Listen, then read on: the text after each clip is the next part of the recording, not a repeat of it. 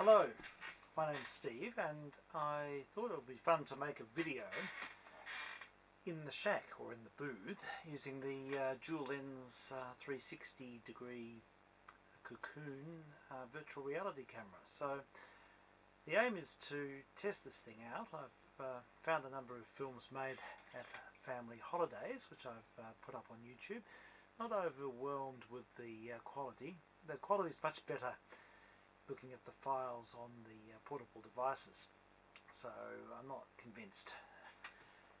But look, I'm certainly convinced about the technology. I think the technology is amazing, and we'll just see improvements and more access to this sort of thing. Anyhow, a quick discussion about the 78s I've been putting up on YouTube. It's been a bit of a recent venture for me, is to mine the collection and find some interesting things to put up. And my object is to get as much material as up online as quickly as possible with minimal processing, just a very small amount of noise reduction and gentle equalization. And so I thought I might go through the process and just for the sake of it, and this might serve as a bit of an education for some people and maybe an inspiration for people to get to do something similar, because it really doesn't take that much effort. And so yeah, I've been mainly picking Australian laminated pressings to put up. I think that those records have a very good signal to noise ratio. They're actually made on a fairly rough bisque base over which there's a layer of paper and a very, very fine layer of shellac. Now, this presents a bit of a problem when you're wanting to wash the records, but they come up really, look, they present beautifully. So that's something. There's quite a few of them here, and I'm choosing those records along with material that's not necessarily in the public domain or I haven't seen before, and the idea is to present them with very little noise reduction, so that people, if they wish, they can download them and do what they like with them. So I thought I'd go through the process and show you what I do here. This booth's made up of bits of broadcast junk which has sort of been configured, and it's all stuck together with tape and sticky tape and blue tack and bits of wire. It's a very agricultural ad hoc setup at best, but it seems to do the job, and I quite enjoy playing around with old technology, so it serves a purpose for me as well. It makes me think I'm doing something important. So yeah, here we go. So here's one of these Australian pressings. I started off by looking through the 1920s and records from the 20s and 30s and having a bit of fun with those. But my main interest has always been in classical music. That's what I do. I'm a classical musician, and I've focused primarily on instrumental music and pianists and orchestral music between the wars primarily, and some earlier stuff as well. But the purpose of this exercise is mainly to put up electric recordings, and if there's sufficient interest, I'm happy to liaise with other collectors who have got much more sophisticated setups and take the trouble to process them properly. But I've got to do something with all of these records. Okay, so just for the sake of showing the listener or the observer how it all works here, I've got a Beyer turntable from the 50s, which has got plenty of torque, next broadcast machine, and a very heavily laden pickup arm, and a range of different stylus types as well. So I need to fit the profile of the groove. That's probably the most important thing. So I'm a little bit careful about choosing the right stylus shape, and often it's the truncated ellipticals. I have a few Stanton carts there, and sometimes the conical stylus work better. You get a feel for that after a while, what works well. But even just a variable reluctance cartridge can do really well. Anyhow, so we can put the record on the table and let that warm up a little bit.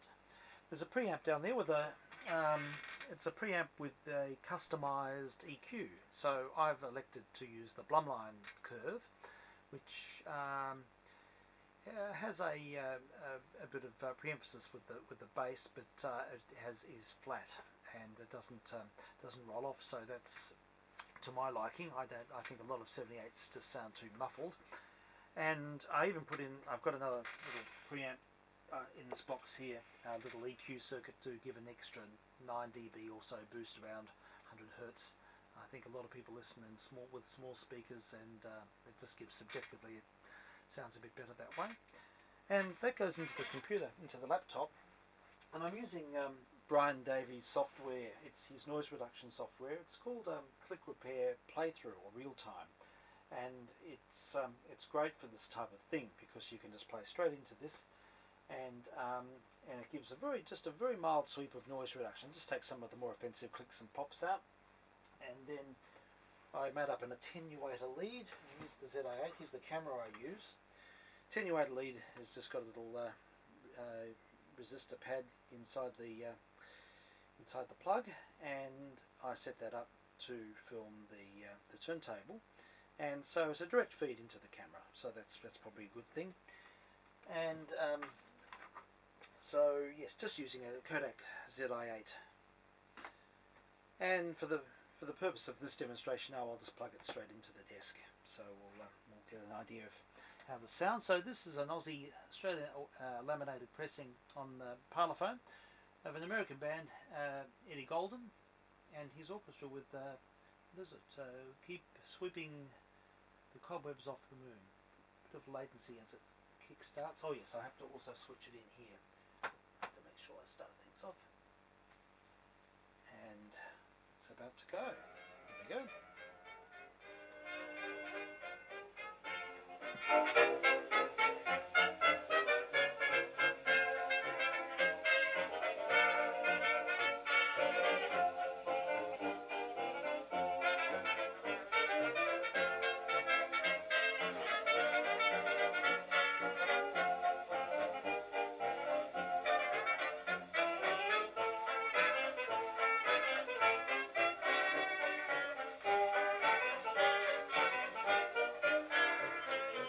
So as you can hear there, it's fairly quiet, and I'll give an example of the unprocessed file and also the clicks that are removed.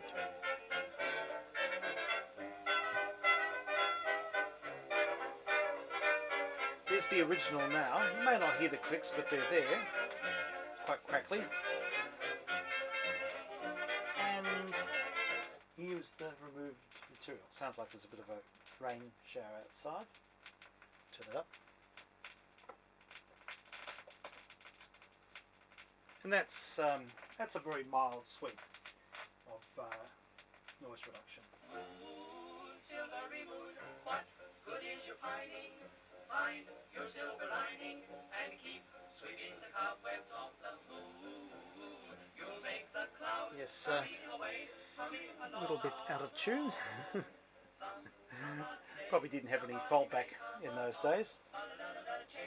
But anyhow, it's been fun going through these. I was quite into 78s when I was younger, and it's sort of a midlife venture to revisit them and enjoy them again. So with the intention of putting them up on YouTube, and particularly looking through the classical stuff. There's been some quite exciting finds, and it's also been fun liaising with other collectors as well, and I hope people feel inspired to do something similar. Put your records up online so they're there for everyone to enjoy. That's the idea.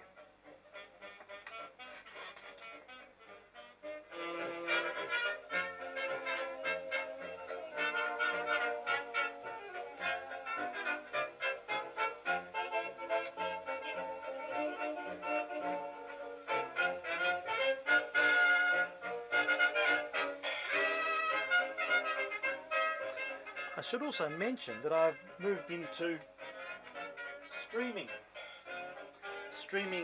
audio online using the Broadwave software. That's been quite fun. Did it a few years ago, but I've sort of set things up a little bit more formally now, and mostly put up stuff for my kids. That's under my family blog, under Langley Cello at Blogspot. But on Friday nights I stream live material from late in the evenings, from about 11:30.